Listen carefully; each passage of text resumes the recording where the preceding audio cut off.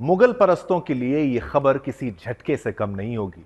BJP के fire brand नेता T Raja Singh ने एक बार फिर अपने तीखे तेवर दिखाते हुए मुगल आतंकी औरंगजेब को जमकर ललकारा है। महाराष्ट्र के संभाजी नगर में एक जनसभा को संबोधित करते हुए उन्होंने क्या मुद्दा उठाया? उन्होंने सवाल उठाया कि जिसने हमारे वीर योद्धा संभाजी महाराज को तड़पा तड़पा कर मारा, उसकी कब्र आज तक क्यों सुरक्षित है? टी राजा सिंह ने महाराष्ट्र सरकार को आड़े हाथों लेते हुए कहा कि अब समय आ गया है कि औरंगजेब की कब्र पर बुलडोजर चले। ये केवल महाराष्ट्र के हिंदुओं की मांग नहीं, बल्कि पूरे भारत के हिंदुओं की पुकार है। भारत की पवित्र धरती पर उस जिहादी का नामो निशान मिटना चाहिए। टी राजा ने मुख्यमंत्री देवेंद्र फडणवीस के एक बयान को याद दिलाते हुए कहा कि देवेंद्र जी, आपने कहा था कि औरंगजेब की कब्र पर कुत्ते मुतेंगे। अब समय आ गया है कि इस बयान को अमली जामा पहनाया जाए। महाराष्ट्र में जिस आतंकी ने लाखों हिंदुओं का कत्लेआम किया, उसके नाम पर कोई स्मारक या पहचान नहीं रहनी चाहिए। उन्होंने कहा कि मैं जब संभाजी नगर एयरपोर्ट पर उतरता हूं तो वहां लिखा मिलता है, औरंगाबाद एयरपोर्ट में आपका स्वागत है। जब शहर का नाम बदलकर संभाजी नगर कर दिया गया तो यह आतंकी का नाम एयरपोर्ट पर अब तक क्यों लिखा है? टी राजा ने मुगल इतिहास को भी आड़े हाथों लेते हुए कहा कि भारत के असली दुश्मन मुगल थे, जिन्होंने यहां लूट, हत्या और जबरन धर्म परिवर्तन की साजिशें रची। औरंगजेब ने लाखों हिंदुओं को तलवार के बल पर इस्लाम कबूलने को मजबूर किया, मंदिरों को तोड़ा और सनातन संस्कृति को खत्म करने की कोशिश की। तो अब सवाल उठता है कि क्या भारत अभी भी उन गद्दारों के निशान अपने सीने पर ढोता रहेगा? क्या हम उस दौर में रह रहे हैं जहां हिंदुस्तान में हिंदू अपने ही इतिहास से लड़ने को मजबूर हो? टी राजा सिंह ने कहा कि जो भारत मुगलों की गुलामी से आजाद हुआ, वो उनके नामों को कब तक ढोता रहेगा? हर सड़क, हर इमारत, हर स्मारक जहां इन लुटेरों के नाम दर्ज है, वहां हिंदू सभ्यता के महान योद्धाओं का नाम लिखा जाना चाहिए। टी राजा ने साफ कहा कि अब औरंगजेब की कब्र को बचाने वाले भारत के गद्दारों को जवाब देना होगा। ये केवल एक कब्र की बात नहीं, ये हिंदू अस्मिता, स्वाभिमान और सनातन धर्म की रक्षा का मामला है। ऐसे में सवाल ये भी उठता है कि जब बाबरी ढांचा गिर सकता है तो औरंगजेब की कब्र क्यों बची हुई है? जब मुगल राजाओं ने हिंदुओं को गुलाम समझा तो उनके नामों को सम्मान क्यों? कब तक हिंदुस्तान में हिंदुओं को अपने वीरों के बजाय आक्रमणकारियों की कब्रों को सहना पड़ेगा? अब समय आ गया है कि भारत से मुगल आतंकियों के नाम हमेशा के लिए मिटा दिए जाएं। टी राजा की यह हुंकार केवल महाराष्ट्र तक सीमित नहीं रहने वाली। पूरे देश में हिंदू समाज अब ये मांग कर रहा है कि भारत की पवित्र भूमि पर उन गद्दारों की कब्रों और नामों की कोई जगह नहीं होनी चाहिए। और ये एक ऐसा तोड़ मरोड़ कर पेश किया गया इतिहास जो आपको पढ़ाया जाता है, अकबर को महान बताया जाता है, औरंगजेब की गाथाएं आपको सुनाई जाती हैं। याद रखिए, ये बहुत बड़े झूठे षड्यंत्र हैं जो आपको दिखाए जाते हैं। असली अपने राजाओं के बारे में जानिए, वीर मराठा योद्धाओं के बारे में जानिए, छत्रपति शिवाजी महाराज के बारे में जानिए, छत्रपति संभाजी महाराज के बारे में जानिए और अपने बच्चों को भी सिखाइए, बताइए। वो होगी असली शिक्षा।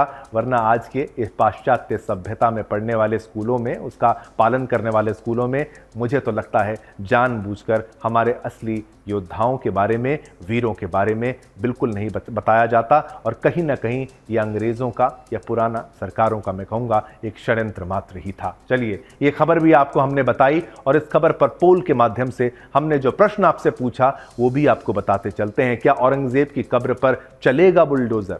ये हमने प्रश्न आपसे सोशल मीडिया प्लेटफॉर्म एक्स पर पूछा, तो उसका उत्तर क्या आया? 90% लोग कहते हैं हाँ, उनको उम्मीद है चलेगा बुलडोजर। 10% को उम्मीद नहीं है, लेकिन बहुमत को तो उम्मीद है।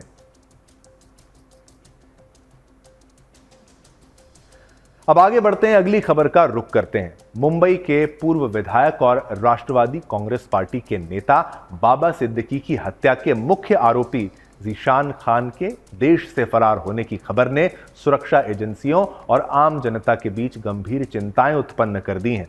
खान ने हाल ही में एक वीडियो जारी कर पाकिस्तानी गैंगस्टर शहजाद भट्टी को भारत से भगाने में, यानी भागने में मदद करने के लिए धन्यवाद दिया। इस घटना ने भारत में सक्रिय अंतर्राष्ट्रीय अपराध नेटवर्क और उनकी पहचान पर सवाल खड़े कर दिए हैं।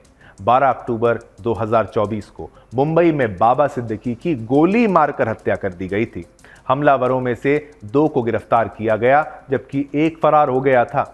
इस हत्या की जिम्मेदारी लॉरेंस बिश्नोई गैंग ने ली थी, ऐसा कहा जाता है। पुलिस ने इस मामले में 26 आरोपियों के खिलाफ महाराष्ट्र संगठित अपराध नियंत्रण अधिनियम यानी मकोका के तहत मामला दर्ज किया था। हाल ही में ज़ीशान खान ने एक वीडियो संदेश में दावा किया कि वो निर्दोष है और उसे झूठा फंसाया गया है। उसने बताया कि पाकिस्तानी गैंगस्टर शहजाद भट्टी ने उसे भारत से भागने में मदद की और एशिया से बाहर एक सुरक्षित स्थान पर पहुंचाया। इससे यह स्पष्ट होता है कि भट्टी का भारत में एक मजबूत नेटवर्क है जो इस तरह की गतिविधियों को अंजाम देने में सक्षम है। शहजाद भट्टी, जो पाकिस्तान में स्थित एक कुख्यात गैंगस्टर है, उसने पहले भी भारतीय हस्तियों को धमकी दी है। जैसे अभिनेता मिथुन चक्रवर्ती को भट्टी से धमकी मिली थी जिसमें उसने माफी की मांग है जो है उससे उनसे माफी की मांग की गई थी। भट्टी के इस तरह के कृत्यों से यह स्पष्ट होता है कि वो भारत में अपने नेटवर्क के माध्यम से आपराधिक गतिविधियों को संचालित करता है।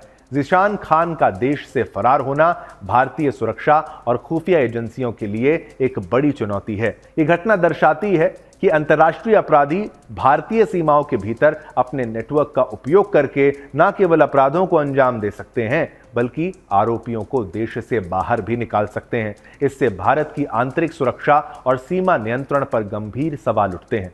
इस घटना के बाद यह आवश्यक है कि भारतीय सुरक्षा एजेंसियां अपने अंतर्राष्ट्रीय समकक्षों के साथ समन्वय बढ़ाएं ताकि ऐसे अपराधियों की गतिविधियों पर नजर रखी जा सके और उन्हें न्याय के कटघरे में लाया जा सके।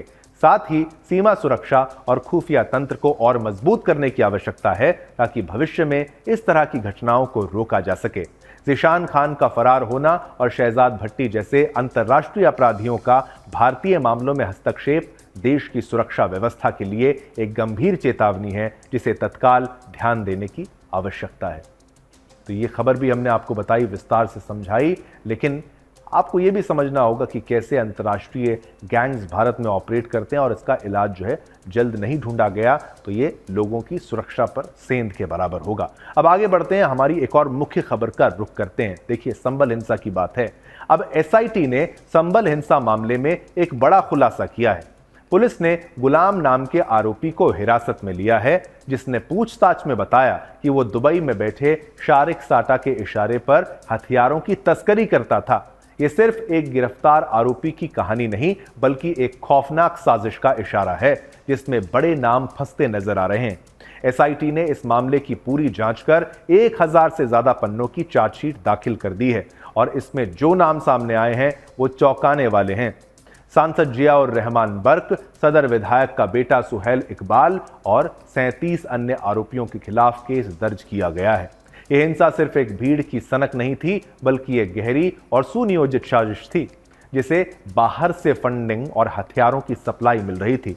गुलाम ने बताया कि सर्वे के दौरान अधिवक्ता विष्णु शंकर जैन और उसके साथियों की हत्या करने का प्लान था जिससे शहर के साथ देश का माहौल पूरी तरह बिगड़ जाए, शहर में कर्फ्यू लग जाए। इसके बाद आपराधिक घटनाओं को आसानी से अंजाम दिया जा सकता है।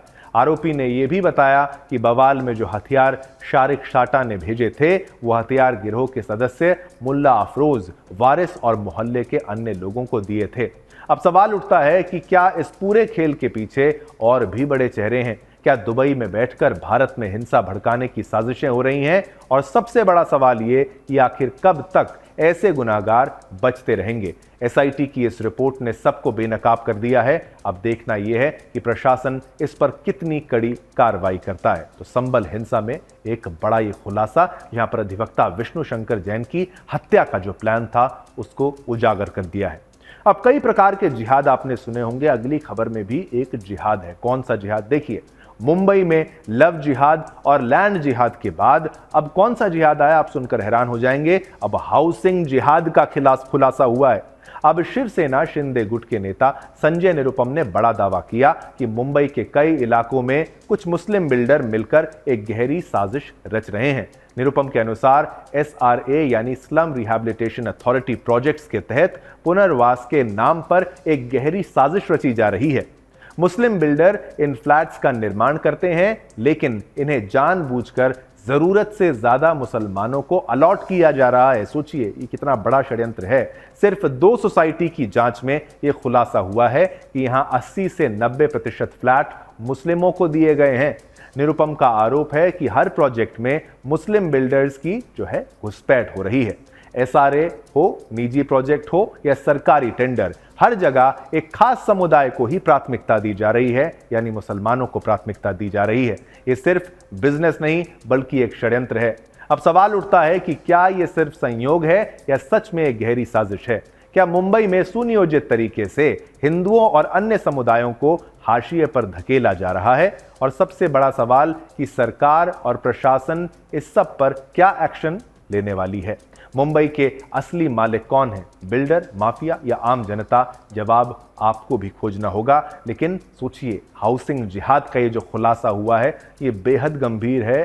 कैसे वहां पर घुसपैठिए आते हैं, इसका खुलासा तो आपको सुदर्शन न्यूज़ पर हमारे प्रधान संपादक डॉक्टर सुरेश चौहान के जी ने लगातार बताया है, मुहिम चलाई है। लेकिन सोचिए, डेमोग्राफी बदलने के लिए एक और एंगल जो यहां पर सामने आया, एक और खुलासा जो आया है कि कैसे हाउसिंग जिहाद हो रहा है। सोसाइटियों में केवल मुसलमानों को घर बेचकर जो स्लम रिहैबिलिटेशन अथॉरिटी है उसमें ये गोरख धंधा चल रहा है, जहां पर केवल मुसलमानों को अगर घर दिए जाएंगे तो सोचिए हिंदुओं को बेघर कर दिया जाएगा और ये एक डेमोग्राफी चेंज हो जाएगी और इससे अंततः जो पीड़ित निकलेंगे वो केवल हिंदू ही निकलेंगे।